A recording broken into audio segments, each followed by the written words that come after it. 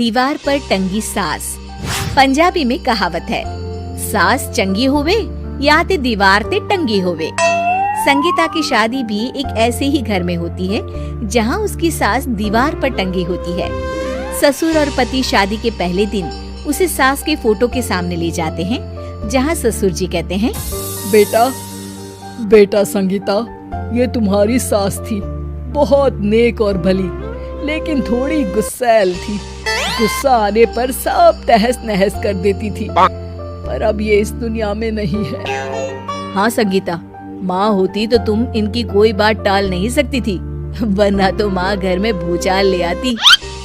संगीता मन में खुश होती है कि अच्छा है कि ऐसी औरत अब इस घर में नहीं है, लेकिन दिखावे के लिए वो जैसे ही सास की फोटो के सामने हाथ जोड़कर खड़ी होती है, ये क्या? सास उसे देखकर मुस्कुराने लगी। संगीता आंखों को मलकर एक बार फिर से देखती है, लेकिन फिर सास के चेहरे का भाव, भंगिमा यानी एक्सप्रेशन बिल्कुल बदले होते हैं। वो अपने पति और ससुर को कहती है, माँ की तस्वीर तो स्माइल कर रही है। ना बेटी, ये कैसे संभव है? जरूर तुम्हें कोई गलती हुई होगी, ऐसा कैसे हो सकता है? लगता है तुम शादी की सारी फॉर्मेलिटी करते करते थक गई हो, तुम्हें आराम की जरूरत है संगीता।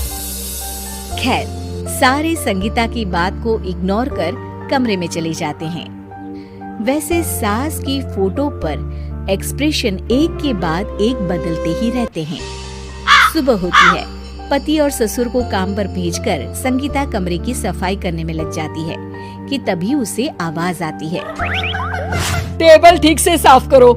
ऐसे भी कोई टेबल साफ करता है? इससे अच्छा तो ये गंदा ही था।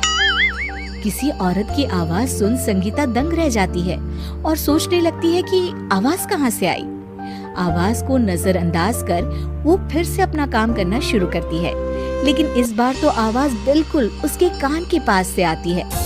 मेरा घर है ये, जब तक मैं थी चमका कर रखती थी, हर एक चीज शीशे की तरह थी। तुम्हें तो ना सफाई आती है ना कुछ पता है। क्यों तुम्हें मेरे घर की जिम्मेदारी दे दी गई है? पता नहीं तुम में मेरे बेटे को क्या दिखाई दिया। मैं होती तो एक से बढ़कर एक लड़कियों की लाइन लगा देती। अब संगीता को समझने में देर नहीं लगी कि ये आवाज किसी और की नहीं बल्कि उसकी सास की है, जो दीवार पर टंगी है।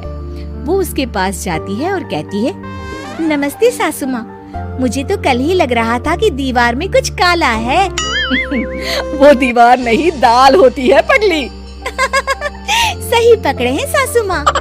तो क्या हो गया आपको जो आप यहाँ भी चैन से नहीं बैठी हैं? सुना मैंने आपका व्यवहार काफी गुस्से वाला था। चुप रहे तू, ज्यादा बकर बकर ना कर। घर का काम करना तो आता नहीं, आई है मुझसे बहस करने। हाँ देखिए सासू माँ, मैं आपसे साफ साफ कह देती हूँ, मुझसे पंगा लेने की कोशिश मत करिएगा। तभी पीछे से संगीता का पति आता है। अरे संगीता, किससे बात कर रही हो? कौन है वहाँ? संगीता की सास की फोटो फिर से पहले जैसी हो जाती है। आपकी माँ से कह रही थी कि मुझे काम करना आता। अरे संगीता, माना सास के ताने हर बहू को अच्छे लगते हैं, लेकिन यहाँ तो माँ है ही नहीं, तुम तो फोटो से ही। तुम भी लाजवाब हो संगीता। किसी को विश्वास नहीं होता कि संगीता अपनी मरी हुई सास की फोटो से बात करती है। वहीं आए दिन संगीता की सास संगीता को किसी न किसी बात पर आते जाते ताने देती।